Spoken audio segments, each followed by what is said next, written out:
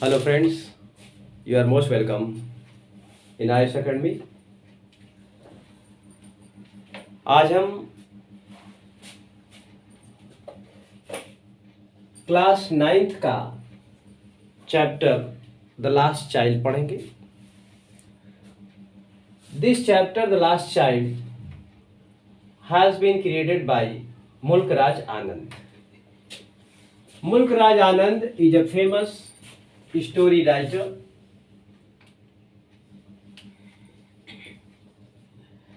He wrote many stories.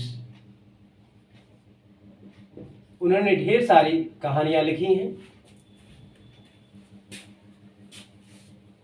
The barbers trade union, the untouchable and some other stories written by Mulk Raj Anand. Mulk Raj Anand is one of the famous story writer. The purpose of Mulk Raj Anand for creating the stories only for showing the true picture of the society. मुल्क राज आनंद की story लिखने का जो तात्पर्य है वो समाज की वास्तविक तस्वीर को आपके समक्ष प्रस्तुत करना चाहते हैं. जैसा कि जिन्होंने द बार्बर ट्रेड यूनियन पढ़ा होगा उसमें आपने देखा होगा कि चंदू एक कैरेक्टर है जो अपने घर की जिम्मेदारी को संभाल लेता है और उसके बाद लैंडलॉर्ड और साहूकार के द्वारा उस पर ज्यादती की जाती है. इसके बाद वह नाइयों का एक यूनियन बनाता है और साहूकार तथा लैंडलॉर्ड दोनों को जवाब देता है. तो इस कहानी से हमें क्या शिक्षा मिलती है कि प्राचीन काल हो या मध्यवर्ती काल हो या आधुनिक काल हो, समाज में कुछ ऐसे लोग थे, ऐसी व्यवस्था थी कि हमारा समाज कुछ व्यक्तियों के द्वारा चलाया जाता था, अर्थात कुछ विशेष व्यक्ति समाज का प्रतिनिधित्व करते थे. तो ऐसे ये कहानी उस कहानी से कुछ अलग है. As you can see the title of this story the last child. Last means खोना, चाइल्ड मीन्स बच्चा. द लास्ट चाइल्ड, खोया हुआ बच्चा, खोया हुआ बालक. तो in this story there are only 3 characters. First is the child who was last, now second is his parents and third is a stranger. This story begins to a village. यह कहानी एक गांव से शुरू होती है. यह कहानी एक गांव से शुरू होती है और गांव के सारे लोग मेला देखने जा रहे हैं. When the people of this village were going to see the fair, इस गांव के लोग जो मेला देखने जा रहे हैं, they are passing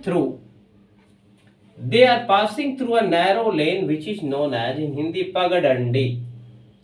जैसा कि आप जानते होंगे कि गांव से जब लोग कहीं निकलते हैं, मेला देखने जाते हैं या कहीं बारात में जाते हैं, तो गांव से एक पतला रास्ता होता है, सड़कें नहीं होती हैं, जो घूमते घूमते रोलिंग करते हुए जाता है, जिसको हम पगडंडी का नाम देते हैं. तो उस गांव में एक पगडंडी थी और पगडंडी से होकर लोग मेला देखने जा रहे थे. On both the sides of the road at the narrow lane there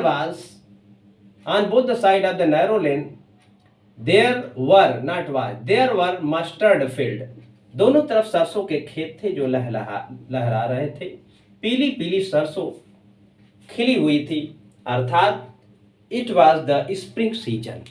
When spring comes after the winter, जाड़े के बाद जब बसंत ऋतु आती है तो चारों तरफ पीली पीली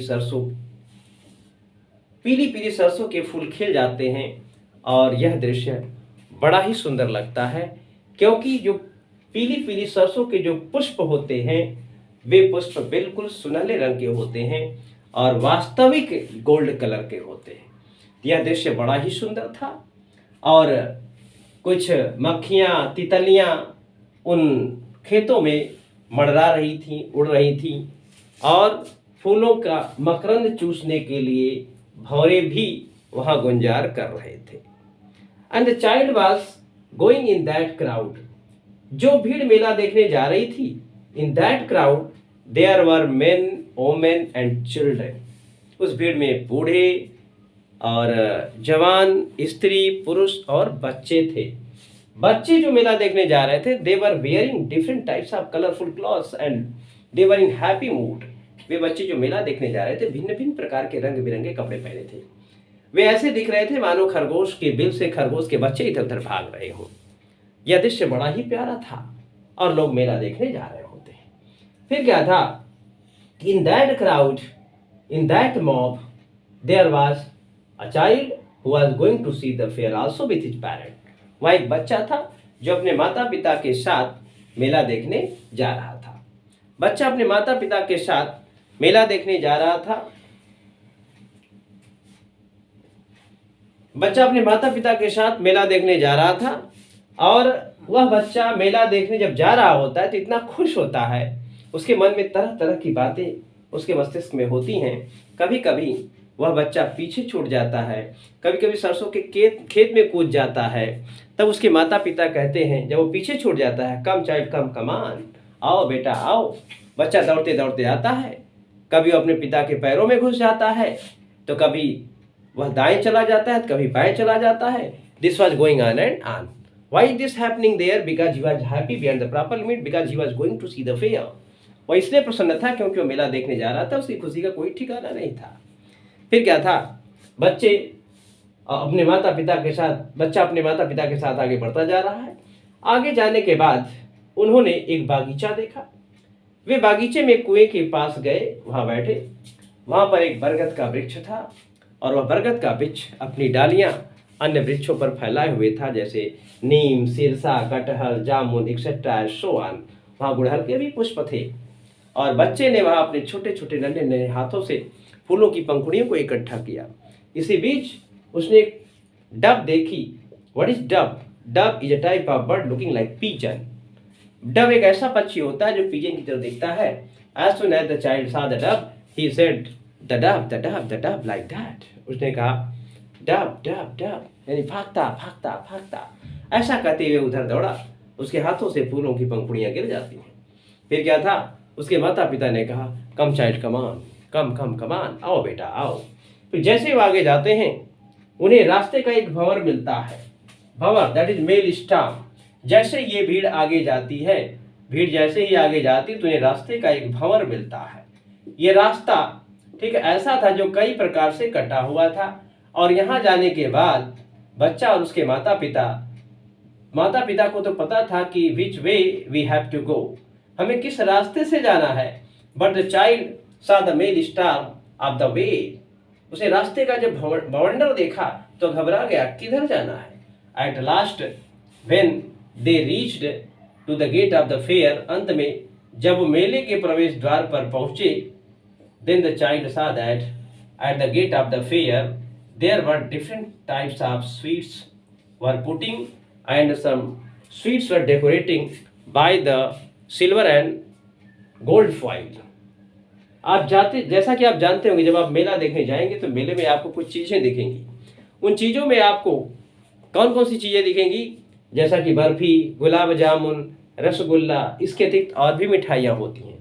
तो बर्फ़ी को जो है कभी कभी एल्युमिनियम की, कभी कभी गोल्ड की फॉइल में अर्थात पन्नी में लपेट कर रखा जाता है, so that it appears very beautiful and attractive, जिससे कि मेला देखने वाले लोग उसे देखकर बड़ा आकर्षित होते हैं।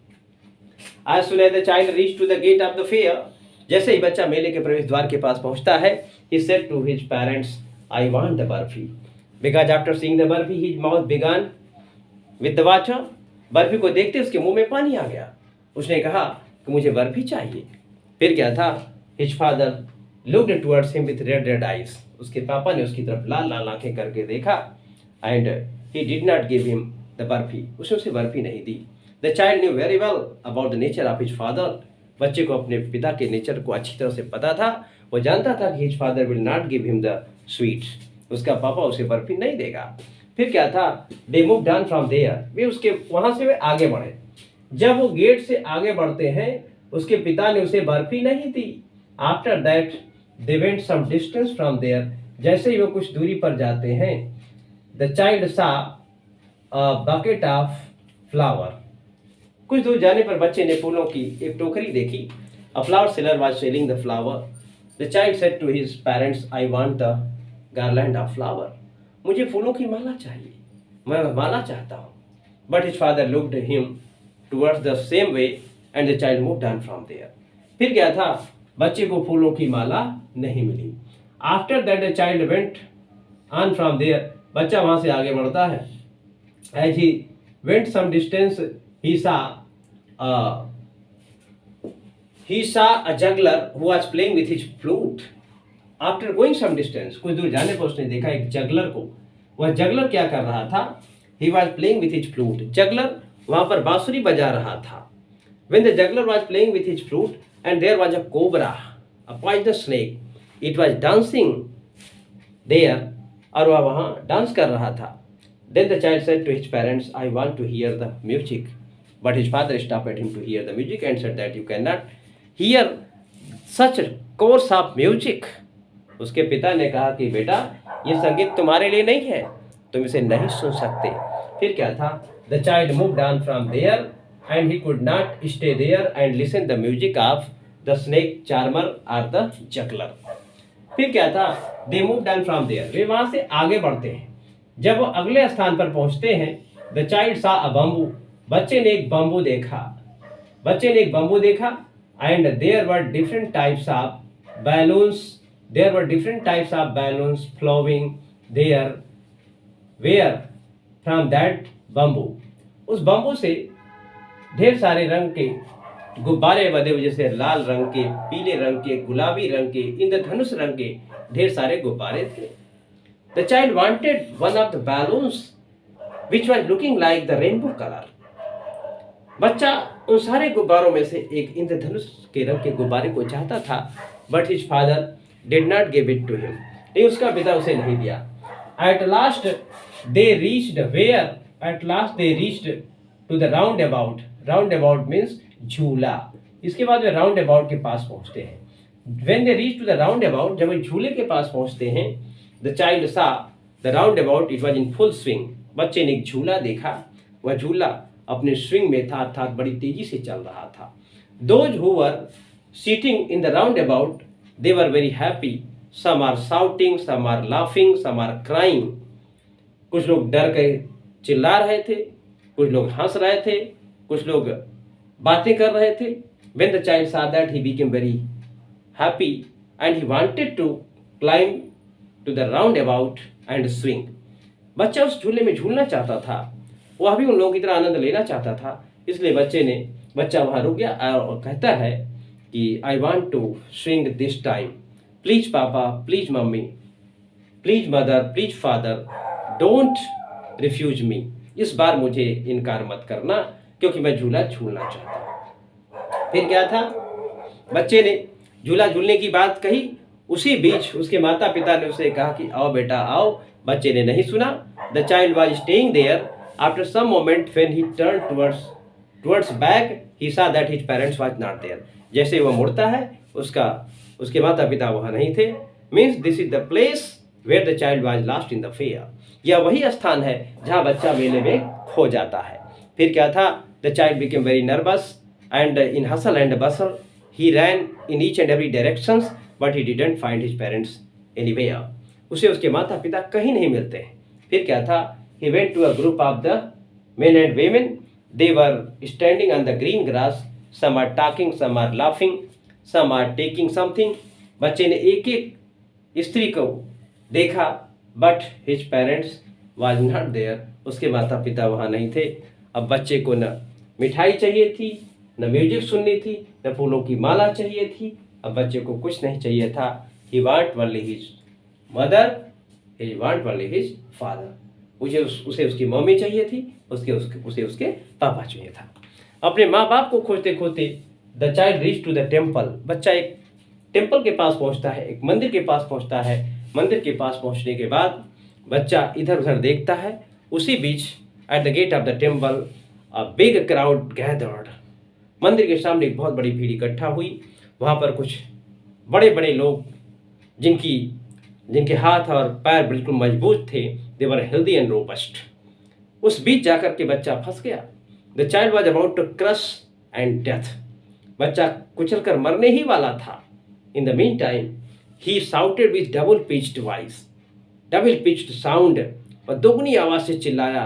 इसके बाद there was a stranger, there was a strange man in that crowd. He heard the cry of the child. He went there near the child. He struggled hard and bent down and took the child. इसके बाद वह अजनबी वहाँ जाता है, बड़ी भीड़ को चीरते हुए बच्चे के पास जाकर बच्चे को अपनी गोद में उठाता है। After that he came out from the crowd little later. बड़ी स्ट्रगल के बाद वह भीड़ से बाहर आता है। भीड़ से बाहर आने के बाद he asked whose baby are you, तुम किसके बच्चे हो? But the child was weeping and weeping only. बच्चा केवल रो रहा था, वह रोता ही जा रहा था। फिर वह बेचारा अजनबी बच्चे को झूले के पास ले जाता है। He said do you like to swing on the roundabout, क्या तुम झूले पर झूलना चाहते हो? The child turn his face towards the roundabout. बच्चे ने झूले से अपने मुंह को इधर घुमा लिया। He said I want my mother, I want my father. मुझे झूला नहीं झूलना है, मुझे मेरी मम्मी चाहिए, मुझे मेरे पापा चाहिए। After that the child went to the balloon seller with that stranger. उस अजनबी के साथ वह गुब्बारे वाले के पास गया। The stranger offered the balloon but the child did not take it.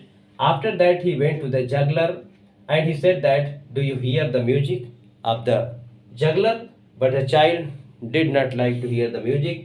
After that the child went to the flower seller and the stranger offered him to take the flower but the child refused to take it.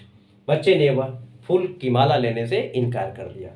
At last the stranger reached there to the barfi at the gate of the fair and he offered the barfi. When barfi was the favorite sweet of the child, but the child turned his face toward the barfi and he said only this by sobbing, I want my mother, I want my father. बच्चे ने कहा मुझे मेरी mummy चाहिए, मुझे मेरे पापा चाहिए। तो फ्रेंड्स, आपने देखा बच्चे हर चीज़ के लिए हमसे जिद करते हैं। हमसे तात्पर्य क्या है? अपने मम्मी पापा से। अपने पेरेंट्स से बच्चे जिद सारी चीज़ों के लिए करते हैं, लेकिन जब उनके मम्मी पापा उनकी जिद को पूरा नहीं करते हैं, उन्हें डांटते हैं, लेकिन वही बच्चे जब अपने मम्मी पापा से बिछुड़ जाते हैं तो उन्हें कुछ भी चीज़ अच्छी नहीं लगती। उन्हें उनकी मम्मी चाहिए, उन्हें उनके पापा चाहिए। तो मुल्कराज आनंद ने इस कहानी में हमें ये बताने की कोशिश की है कि बच्चों की नीड उनकी आवश्यकता के हिसाब से हमें पूरी करनी चाहिए, क्योंकि हम बच्चों के बिना रह लेते हैं लेकिन बच्चे हमारे बिना नहीं रह सकते। इसलिए प्रत्येक पेरेंट्स का ये दायित्व है कि वह बच्चे सारे के सारे बच्चों की, हर बच्चों की खुशियों का ध्यान रखें और उनके साथ उचित व्यवहार करें। यह स्टोरी हमें यही शिक्षा देती है। इसी के साथ यह स्टोरी यहीं समाप्त होती है। Thank you, bye bye.